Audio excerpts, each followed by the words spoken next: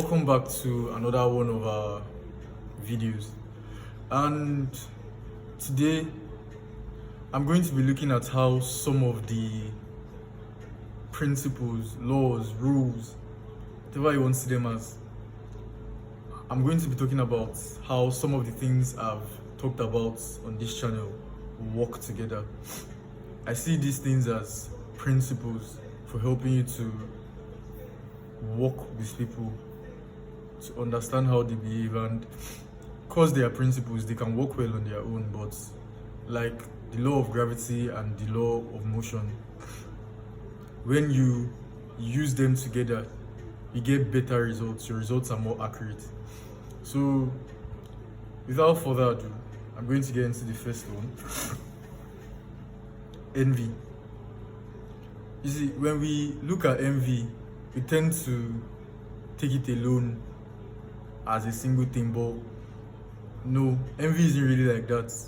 First of all, we are social animals, so there are certain norms, there are certain behaviors that are accepted by the group. When you start to break out of those behaviors, the normal reaction of the group is to either punish or cast you out, exile you. They make you feel different, and envy is one of such behaviors. If you openly display envy, you are shut out generally in a group. So what happens? We learn to pretend, we put on masks, and then what happens is other people wearing these masks can pretend to be our friends, and then all of a sudden they show who they really are. We find out somehow that this is who they have been all the time, and then it stings us because we can't believe it. But then these people, they don't really hide it because it's a mask, and a mask is only a pretense. So sometimes the real person slips out, and you can catch this by being careful or observant. Maybe you talk and someone who seems to be listening to you, though they nod their head, maybe they focus on you, but their eyes give them away that they are distracted, and they're just trying to get to the next thing that they will say.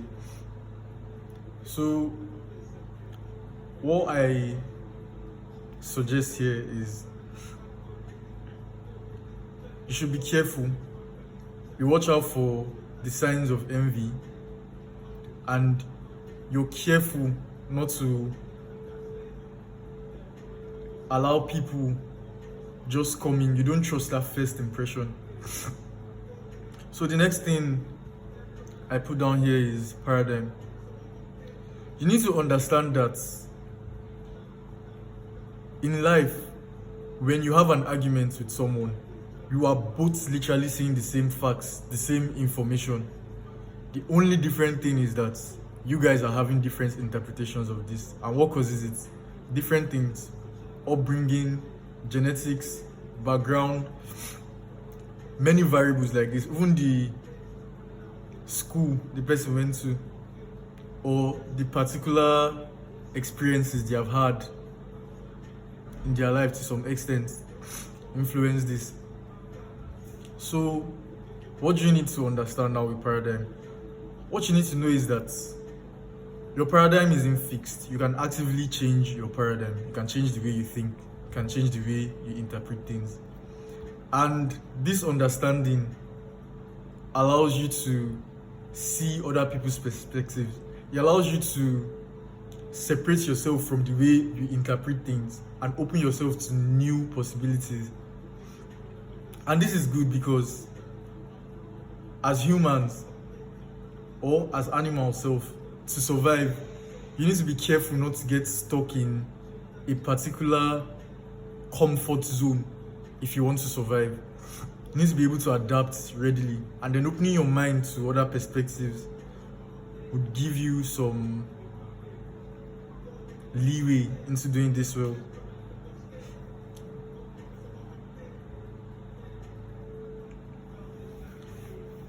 Next thing I have here is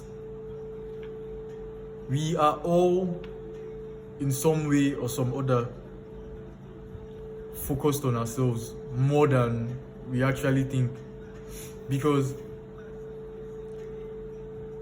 as from infancy, there was a point where we had the desire for independence, but at the same time, we were forced to realize that we still have to be dependent on our parents.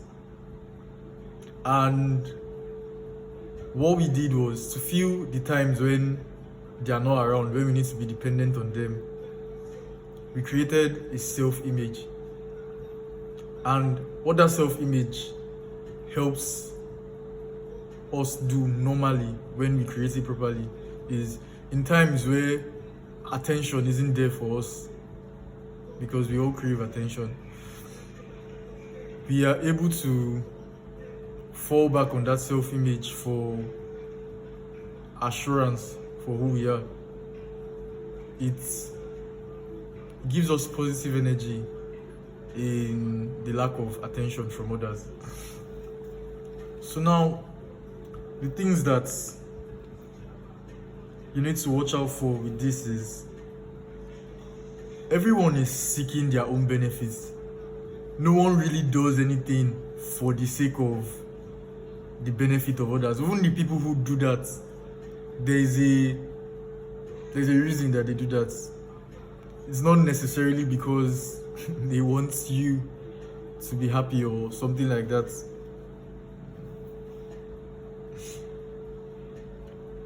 Alright, so my second to the last thing here is character. So, from some studies done by psychologists, character is actually formed in the childhood, when you're a child, based on how you're brought up and then how your parents treated you. So the thing you need to understand with character is that character you have now,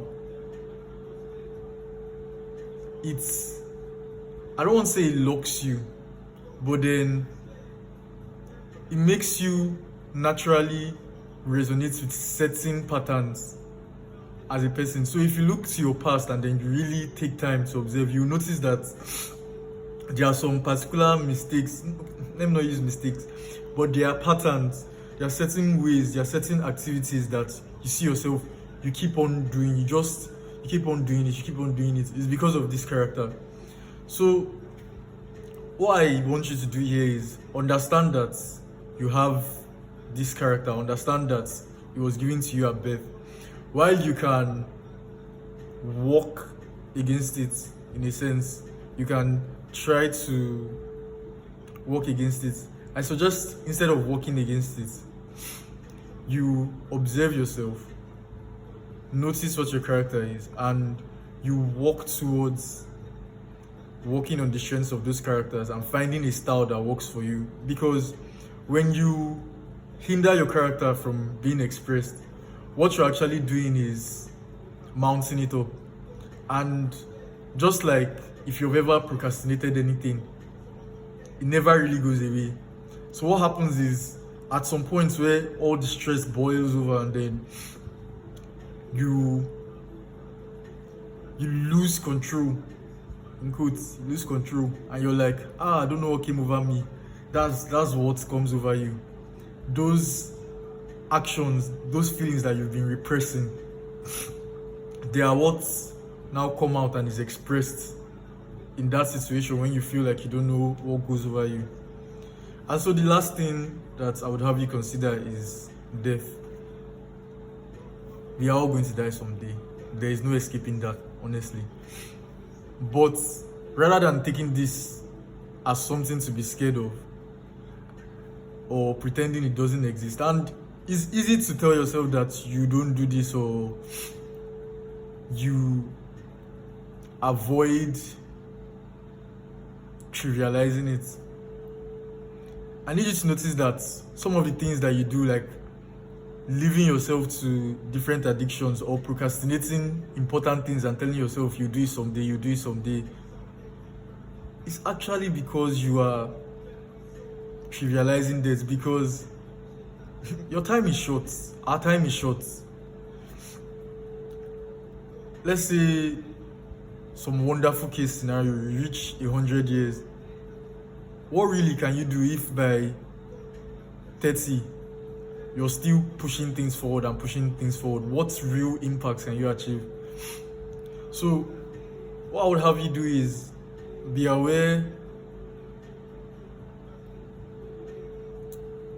You need to be aware that your time is short, and with that short time, you find something that you want to achieve. You get a purpose for yourself, and you dedicate your time to fulfilling that purpose. You fix your energies on trying to accomplish it. So at this point, I would like to bring the video to an end. If you have any things you think I missed, you can just put them in the comment section. And yes, that would be it.